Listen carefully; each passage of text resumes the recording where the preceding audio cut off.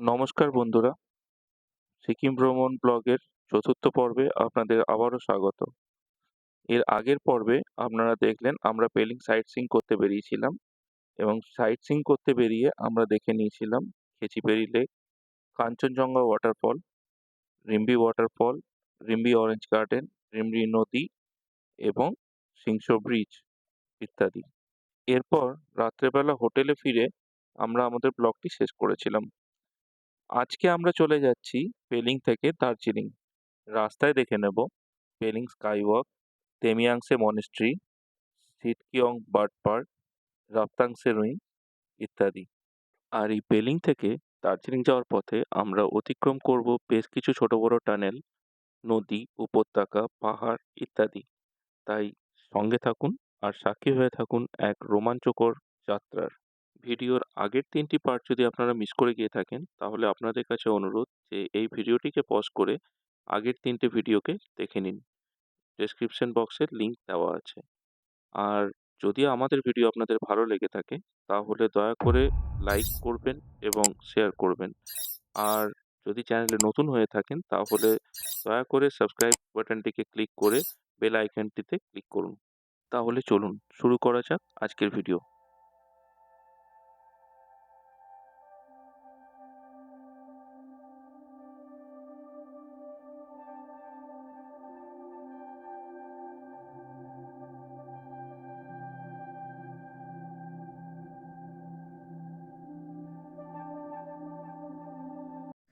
ভাবি, টুপি।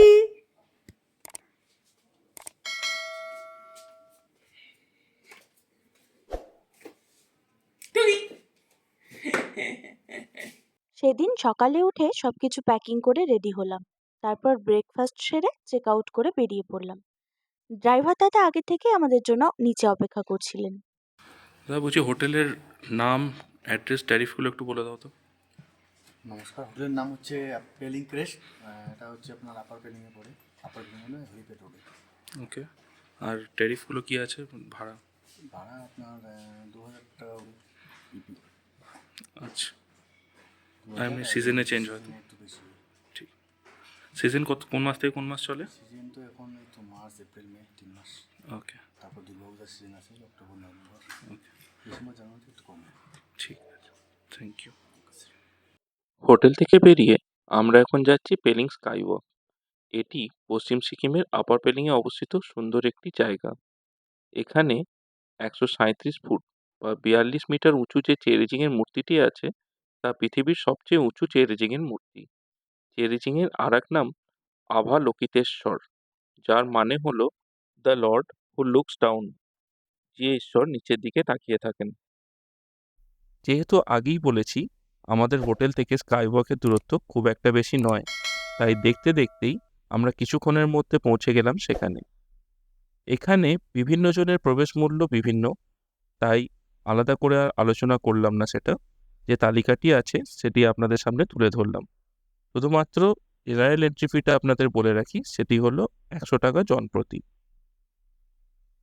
স্কাইওয়াক 2018 সালে উদ্ঘাটিত হয় এবং তখন থেকে এটি পেলিংয়ের মূল আকর্ষণ। সমুদ্রতল থেকে প্রায় 7200 ফুট উচ্চতায় হিমালয়ের কোলে অবস্থিত এই অপরূপ ভাস্কর্যটি। এখানে একটি গ্লাস ব্রিজ আছে যার উপর দিয়ে হাঁটলে নিচের সবকিছু স্পষ্ট দেখা যায়। দেখে মনে হয় যেন আকাশের উপর দিয়ে হেঁটে যাচ্ছি, তাই এটিকে বলা হয় স্কাইওয়াক। এই স্কাইওয়াকটি ভারতের প্রথম স্কাইওয়াক। 2009 সালে দলাই লামা এই চেরিজিংয়ের যে মূর্তিটি আছে তার ভিত্তিপ্রস্তর স্থাপন করেন। জায়গাটি বেশ শান্ত ও নিরিবিলি।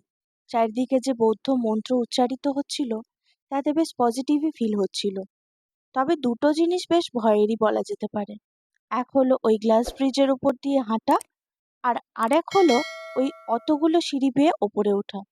তার উপর যদি কোলে বাচ্চা থাকে তাহলে তো আর কোনো কথাই নেই। স্কাইওয়াক থেকে আমরা এখন চললাম তেমিয়াংসে মনেস্ট্রি। 1647 সালে তিব্বতী লামা লাতছুন চেম্পো এই পেমিয়ানসে মনেস্ট্রি প্রতিষ্ঠা করেন। সিকিমের প্রাচীনতম মনেস্ট্রিগুলির মধ্যে এটি অন্যতম।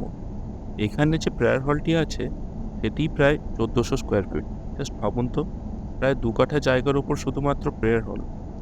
তিব্বতী ক্যালেন্ডার অনুযায়ী 12তম লুনার মাসের 28 এবং 29তম দিন দুটিতে, মানে ইংলিশ ক্যালেন্ডারের ফেব্রুয়ারি মাস ধরে নেওয়া যেতে পারে, এখানে চাম ডান্স বলে একটি উৎসব অনুষ্ঠিত হয়, যা এখানকার প্রধান উৎসব। গাড়ি থেকে নামার পর আশেপাশের পরিবেশটা ছিল কিছুটা এরকম। একটা হালকা ঠান্ডা হাওয়া, চারিদিকে পতাকা, আর তার মাঝে মন্ত্র উচ্চারণ। খুবই পজিটিভ একটা পরিবেশ। ভিতরে ফটো বা ভিডিওগ্রাফি করা বারণ, তবুও লুকিয়ে চুরিয়ে অনেকেই ফটো এবং ভিডিও তুলছিলেন। আমরা কারোর আস্থাকে আঘাত করতে চাইনি, তাই ভেতরে কোনো ভিডিও করিনি। আপনাদের কাছেও আমাদের অনুরোধ যে কারোর আস্থাকে আঘাত করে শুধুমাত্র নিজের পার্সোনাল স্যাটিসফ্যাকশনের জন্য এরকম কোনো কাজ করবেন না। প্রিমিয়াংসে মনেস্ট্রি কভার করে আমরা এখন চললাম চিটকিয়াং বার্ড পার্ক। দূরত্ব খুব একটা বেশি নয়, তাই দেখতে দেখতেই আমরা পৌঁছে গেলাম। আর এই হলো সেই পাখিরালয়। এখানে জনপ্রতি প্রবেশ মূল্য 100 টাকা। আর এই পাখিরালয়ের মধ্যেই আছে রাপতানচি রুইন্স।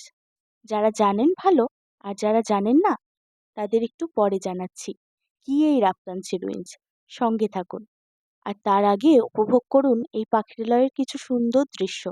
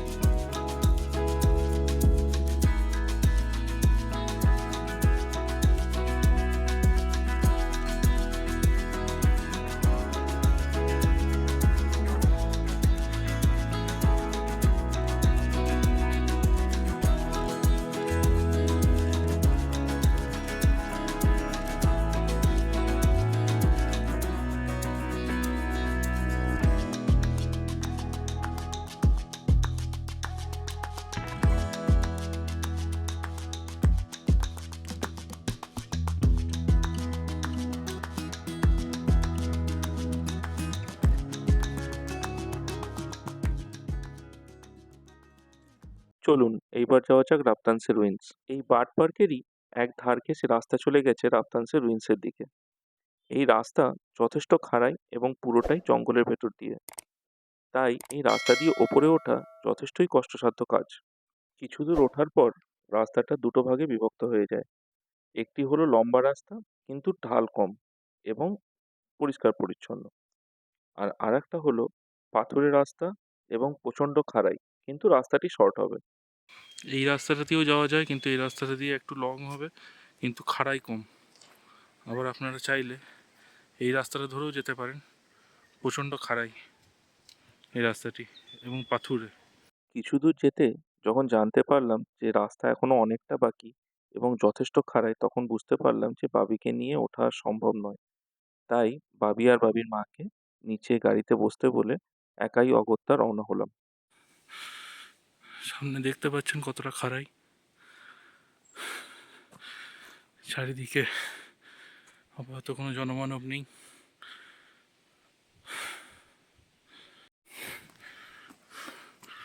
রীতিমতো খাড়াই রাস্তা, খুব সাবধানে উঠতে হবে, বিপদ সংকুল প্রচণ্ড। ভাবিকে আর মাকে নিচে রেখে দিয়ে আসতে হলো বাধ্য হয়ে। এই রাস্তা দিয়ে কোনোভাবেই বাচ্চাকে আনা সম্ভব নয়। এই সামনে এসে দুটি রাস্তা মিলিত হয়েছে, তারপর আবার এইদিকে চলে যেতে হবে। এখনও বোর্ডে যা দেখাচ্ছে 100 মিটার। ও, ওই যে দূরে দেখা যাচ্ছে, যেটার জন্য এত পরিশ্রম। ফাইনালি বন্ধুরা পৌঁছে গেছি। বার্ড পার্ক থেকে রুইন্সের দূরত্ব প্রায় 500 থেকে 700 মিটার। হ্যাঁ, দূরত্বটা শুনতে কম মনে হলেও যখন ট্রেকিং করে ওপরে ওঠা হয় তখন কিন্তু দূরত্বটা বেশ মনে হয়। তবে যাদের ট্রেক করা অভ্যাস নেই তাদের আমি বলবো জায়গাটি অ্যাভয়েড করতে। আর যদি একান্তই আপনারা আসতে চান তাহলে অবশ্যই একটা জলের বোতল সঙ্গে করে নিয়ে আসবেন।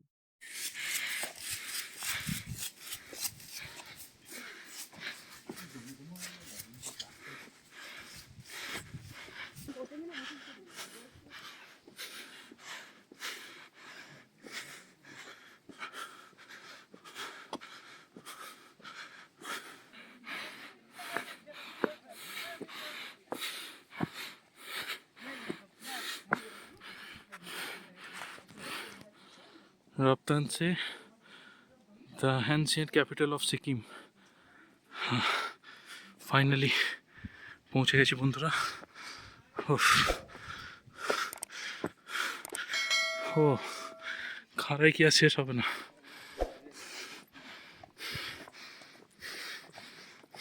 আর এই খাড়াই রাস্তা আর এই এতগুলো সিঁড়ি পার করার পর ওপরে উঠে দৃশ্যটা ছিল ঠিক এইরকম।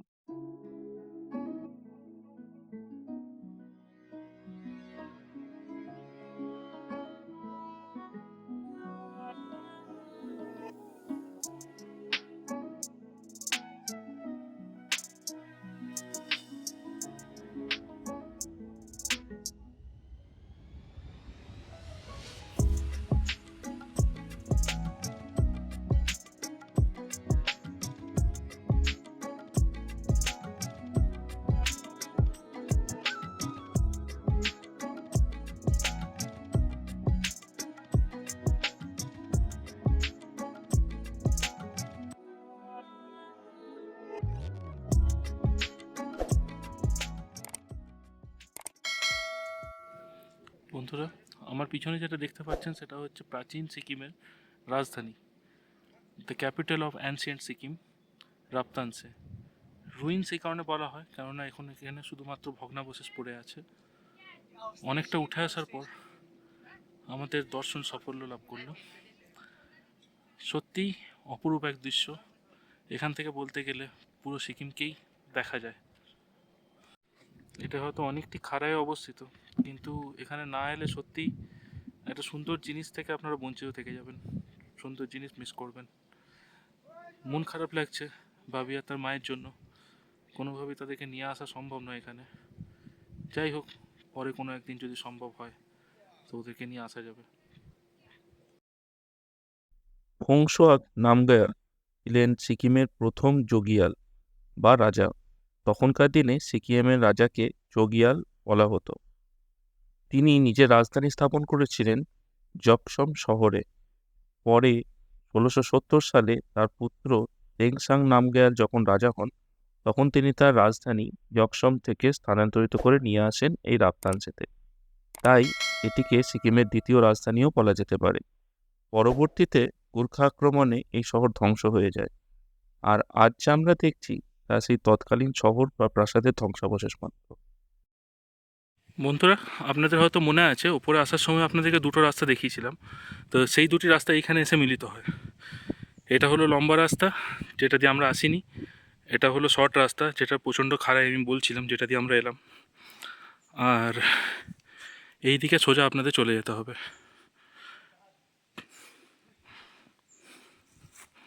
তবে নামার সময় এই রাস্তাটা দিয়ে আমি নামবো, কেননা নামার সময় যত বেশি ঢাল থাকবে তত বেশি নামতে সুবিধা। রাপ্তানসে দেখার পর আমরা এখন যাচ্ছি দার্জিলিং এর উদ্দেশ্যে। রাস্তায় দেখতে পাবো বেশ কিছু সুন্দর এবং রোমাঞ্চকর দৃশ্য, যা আপনাদের সাথে শেয়ার করব। সঙ্গে থাকুন।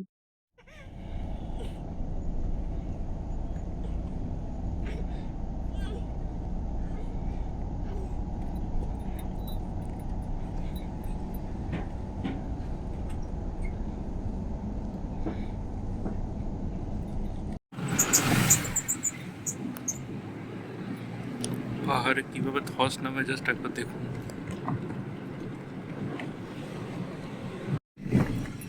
পাশ দিয়ে বয়ে গেছে রঙ্গিত নদী।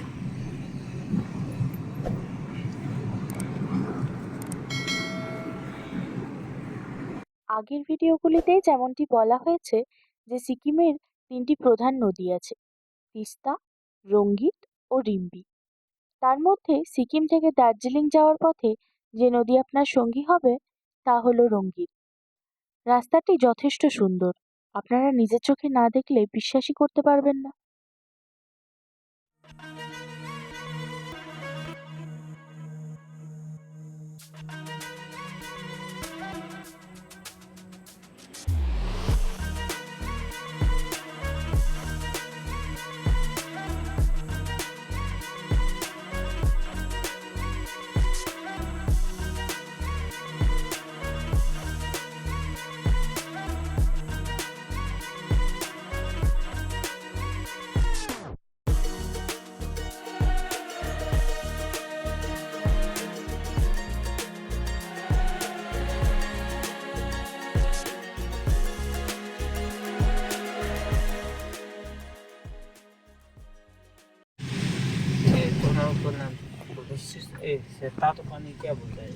সামনে আমরা একটি টানেল দেখতে পাবো বন্ধুরা, এই যে সেই টানেল। সিকিম থেকে দার্জিলিং যাওয়ার রাস্তায় এই টানেলটি পড়বে।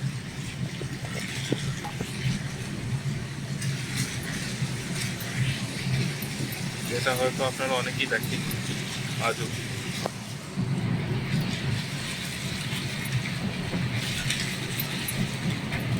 দারুণ দৃশ্য।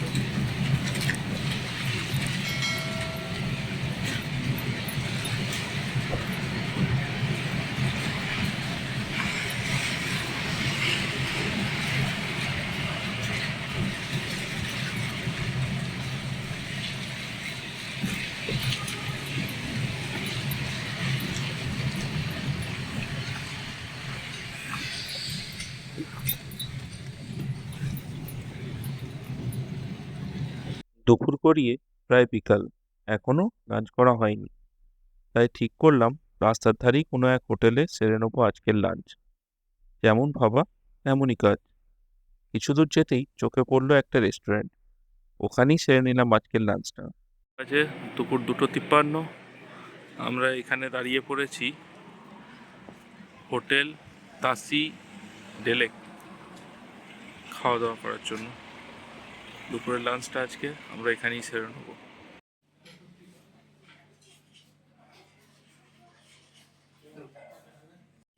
আজকে দুপুরের খাবার, বাবি ক্লান্ত হয়ে ঘুমিয়ে গেছে, বাবির মা কোলে নিয়ে বাবিকে খাওয়াচ্ছে।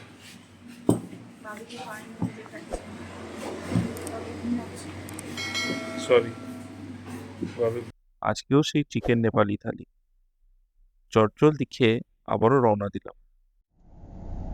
সামনে যে ব্রিজটি দেখা যাচ্ছে ওটি হলো জোরথাং ব্রিজ, আর ওই জোরথাং ব্রিজের পাশ দিয়ে যে রাস্তাটা সোজা চলে গেছে ওটা দিয়ে আমরা চলে যাব দার্জিলিং এর দিকে।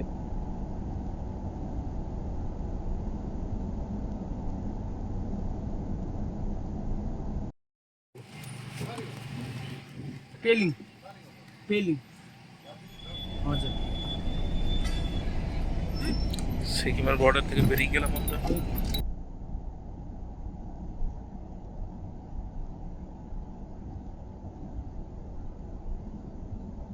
ये कौन सा ब्रिज है? ए रामरङ रामरङ रामरङ रामरङ राम रामरङ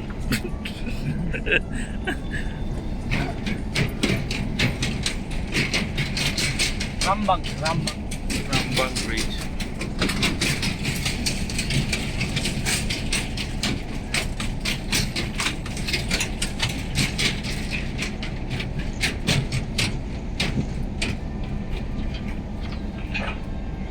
यहाँ राख्दा हुन्छ एकछिन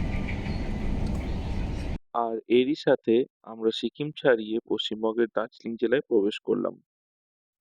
আর এই যাত্রায় বিশেষ সৌভাগ্যক্রমে দেখা মিলল আমাদের জাতীয় পাখি ময়ূরের। বন্ধুরা, আমরা এখন ক্রস করছি জামুনি ব্রিজ। এটি বুলবাজার ও জোরথাং রোডের ওপর অবস্থিত। এখানে রয়েছে বাবা মহাদেবের এক সুবিশাল এবং ভব্য মূর্তি। নদীর ধারে দূর থেকে বাবার এই মূর্তি দেখলে যেন মনে হয় বাবা এখানে স্বয়ং বিরাজ করছেন।